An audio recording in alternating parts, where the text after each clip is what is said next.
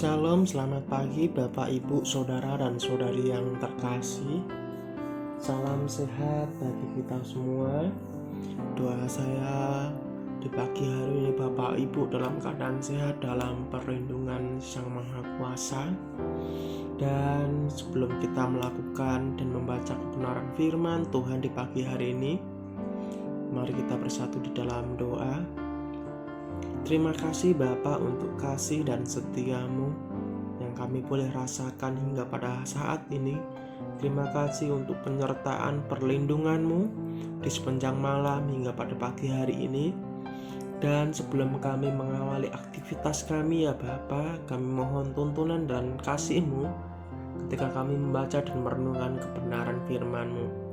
Biarlah keselamatan sukacita yang berasal daripada Engkau menyertai kehidupan kami. Terpuji kekal nama-Mu di dalam nama Yesus. Haleluya. Amin. Bapak, Ibu, dan saudara-saudari yang terkasih, renungan kita di pagi hari ini bertema Hatinya Jauh Daripadaku, yang terambil di dalam kitab Markus 7 ayat 1-13. Lembaga Alkitab Indonesia memberi judul Perintah Allah dan Adat Istiadat Yahudi. Pada suatu kali, serombongan orang Farisi dan beberapa ahli Taurat dari Yerusalem datang menemui Yesus. Mereka melihat bahwa beberapa orang muridnya makan dengan tangan najis, yaitu dengan tangan yang tidak dibasuh. Sebab orang-orang Farisi seperti orang-orang Yahudi lainnya tidak makan kalau tidak melakukan pembasuhan tangan lebih dulu, karena mereka berpegang pada adat istiadat nenek moyang mereka.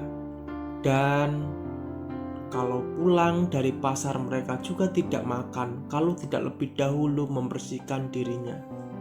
Banyak warisan lainnya lagi yang mereka pegang, umpamanya hal mencuci cawan, kendi, dan perkakas-perkakas tembaga. Karena itu orang-orang Farisi dan ahli-ahli Taurat itu bertanya kepadanya, "Mengapa murid-muridmu tidak hidup menurut adat istiadat nenek moyang kita, tetapi makan dengan tangan najis?" Jawabnya kepada mereka, "Benarlah nubuat Yesaya tentang kamu, hai orang-orang munafik. Sebab ada tertulis, bangsa ini memuliakan aku dengan bibirnya, padahal hatinya jauh daripadaku. Percuma mereka beribadah kepadaku, sedangkan ajaran yang mereka ajarkan ialah perintah manusia. Perintah Allah kamu abaikan untuk berpegang pada adat istiadat manusia." Yesus berkata pula kepada mereka, "Sungguh pandai kamu mengesampingkan perintah Allah, supaya kamu dapat memelihara adat istiadatmu sendiri. Karena Musa telah berkata, hormatilah ayahmu dan ibumu, dan siapa yang mengutuk ayahnya atau ibunya harus mati. Tetapi kamu berkata, kalau seorang berkata kepada bapaknya atau ibunya, apa yang ada padaku, yang dapat digunakan untuk pemeliharaan, sudah digunakan untuk korban, yaitu persembahan kepada Allah. Maka kamu tidak membiarkannya lagi berbuat sesuatu pun untuk bapaknya atau ibunya. Dengan demikian firman Allah kamu nyatakan tidak berlaku demi adat istiadat yang kamu ikuti itu. Dan banyak hal lain seperti itu yang kamu lakukan." Orang Farisi dan para ahli Taurat bersalah karena melakukan legalisme.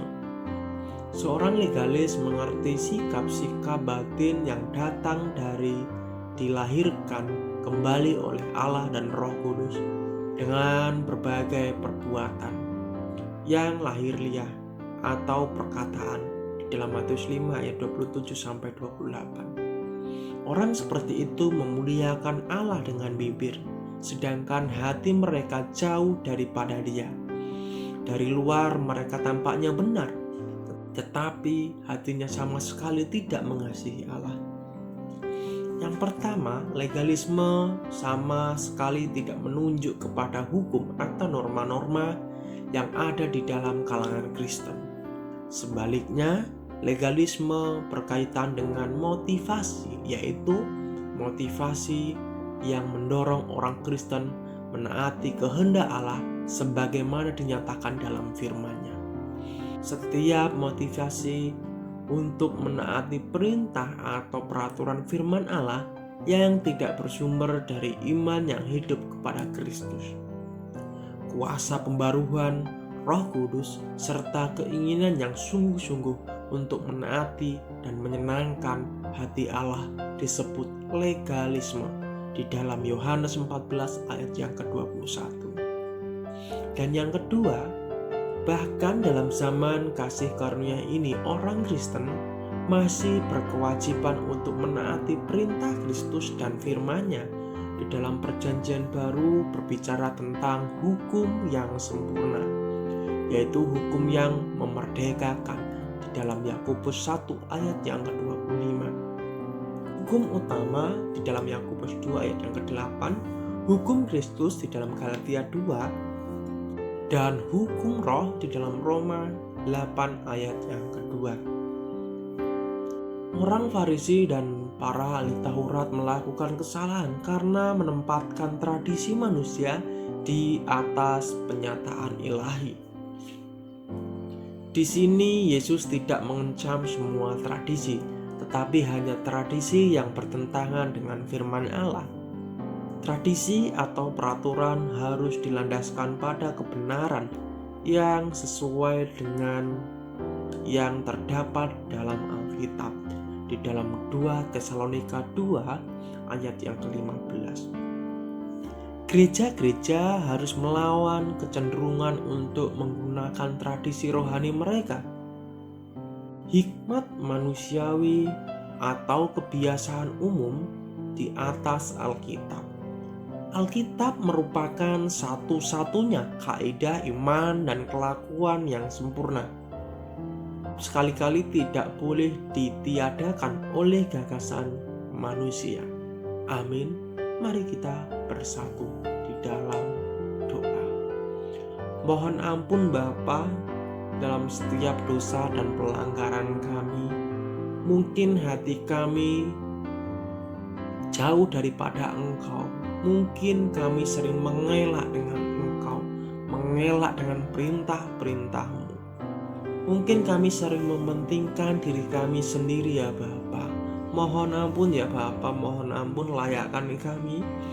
Biarlah kehidupan kami selalu berserta dengan Engkau. Selalu Tuhan yang menolong di dalam kehidupan kami. Bahkan peraturan-peraturan yang ada di dalam Alkitab ya Bapa, ajari kami untuk tetap setia untuk melakukannya. Demi kemuliaan nama-Mu, terpuji kekal nama-Mu dalam nama Yesus. Haleluya. Amin. Shalom, selamat pagi, selamat beraktivitas. Tuhan Yesus memberkati kita semua.